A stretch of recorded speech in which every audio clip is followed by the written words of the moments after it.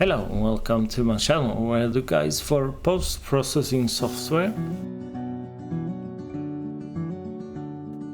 Today we are inside Darktable 3.6.1 and we are going to deal with this landscape slash architecture shot. This shot is nothing special really. It's very flat from the camera, and what I want to do with this image is to create some kind of color contrasts. So everything is kind of blended together here. There's not a lot of contrast. It's kind of boring. So let's see what we can do with this image. So I've just double clicked this image from the light table and I haven't done anything yet. But we are going to start with the active modules. And I'm going to create a new instance of the exposure. So I'm just going to right click there. Let me just minimize this one first. And let's tweak the exposure. I'm going up just a bit there. This is shot late in the evening, so it's more or less a golden hour shot. All right, so we have the exposure, we have the light, correct light for this image. Let's go to the filmic RGB, and in the filmic RGB is a curve. So this is just a curve. Think of this as a curve. It looks weird, it looks like something different than what you're used to, but it is a curve. Just ignore this arch for now. Now I want to set a proper white point, so I'm going to tweak the white relative exposure.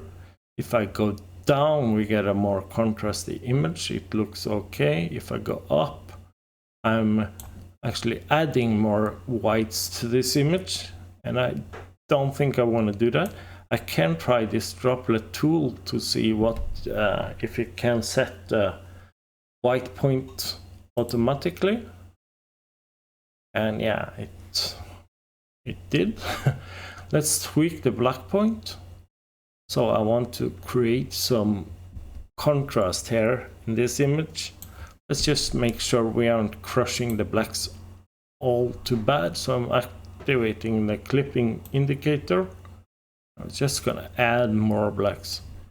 And let's tweak that white point just a bit there. So I want to go for something like this maybe. Alright, if I wanted more contrast, I could go to look and actually pull this one up.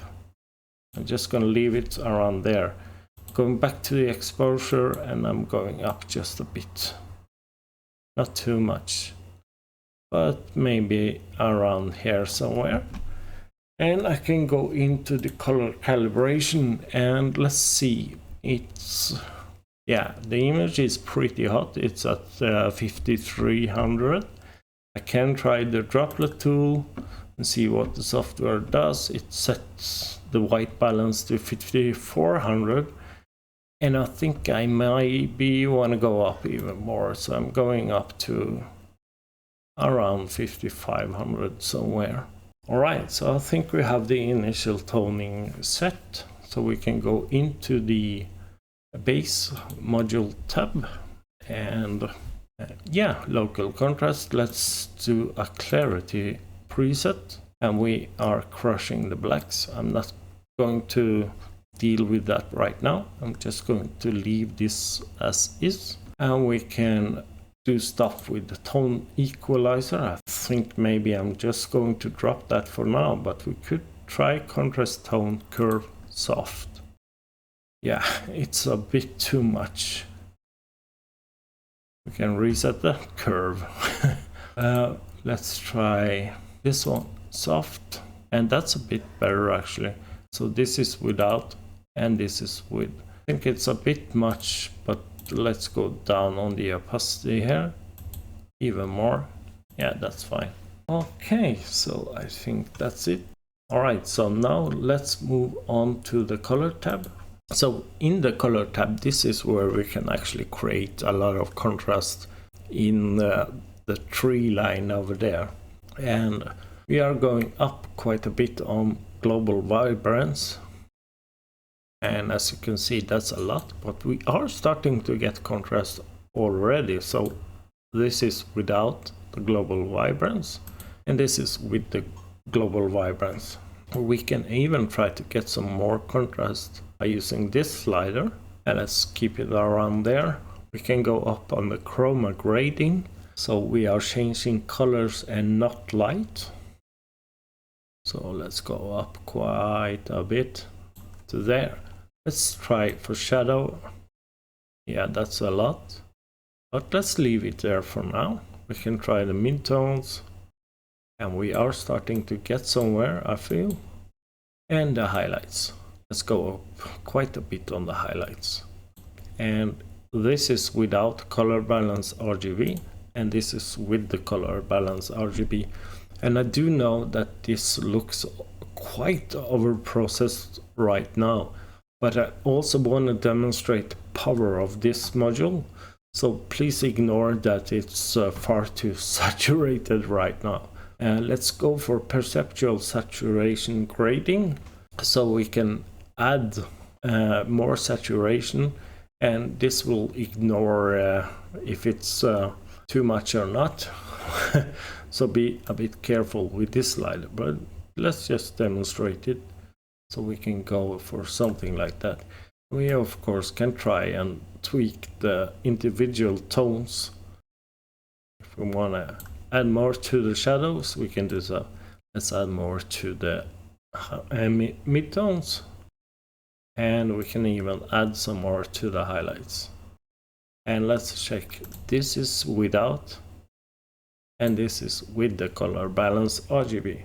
Okay, and again, I know it's a bit too much. Let's go up on the global just to lift the light. So under Perceptual Brilliance Grading is where you can actually control the light, and you can make it even more contrasty by using these sliders. So let's just up the light just a bit there. And I want to kind of go down on the highlights, and I want to go down on the shadows as well, quite a bit actually, and maybe go up on the midtones, and this creates a nice contrast here. So as you can see, we can really do a lot inside color balance RGB, and this is without, so it's pretty flat and pretty uninteresting, and this is with, and we have a lot of colors. We have too much color, I know. But yeah, let's go to exposure, and we want to tweak that just a bit. I want to go down actually. This is quite late in the evening, and it wasn't all that bright, so it was like this. This is what I saw that evening when it comes to tonality, when it comes to brightness or luminance. So let's go down just a bit more, and let's just play around with that.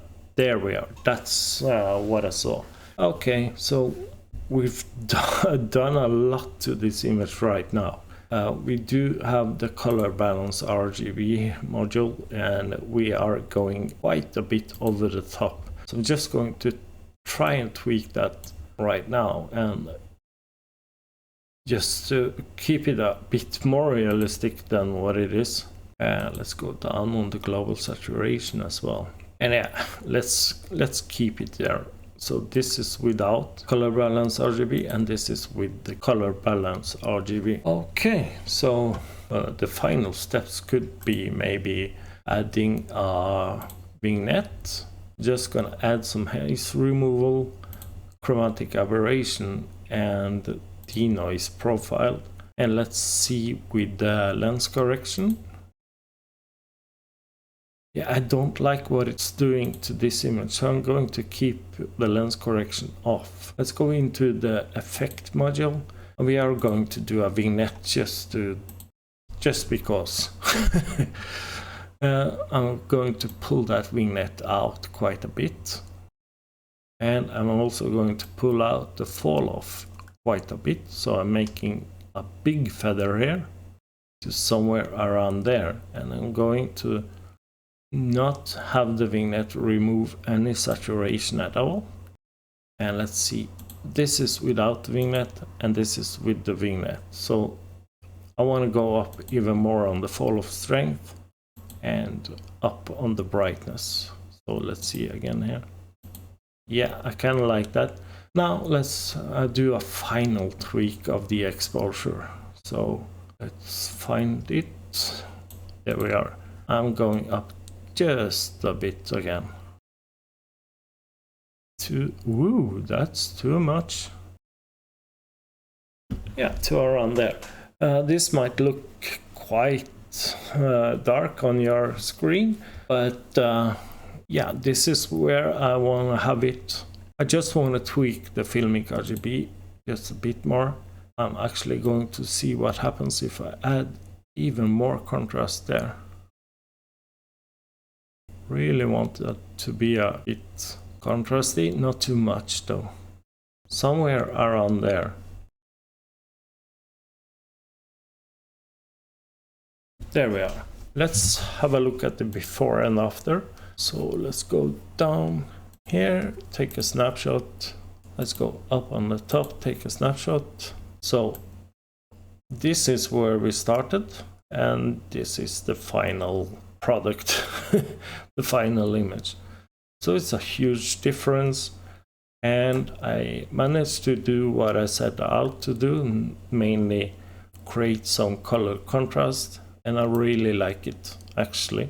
There are more things I would do to this image. I did add too much contrast, and I would try to create even more kind of color contrast and maybe do stuff with dodge and burn. But anyway, it's a decent result. I'm going to do more Darktable videos. I don't care about views right now. I just want to do software that I like, and I love Darktable.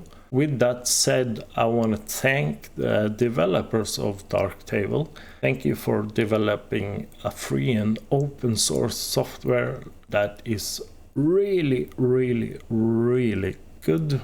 If you want to download Darktable, you can do so through darktable.org. It's free to use. And yeah, I think that's it for this video. Thanks a lot for watching. And if you like the video, hit that like button and maybe consider subscribing. And I hope to see you again. Thank you.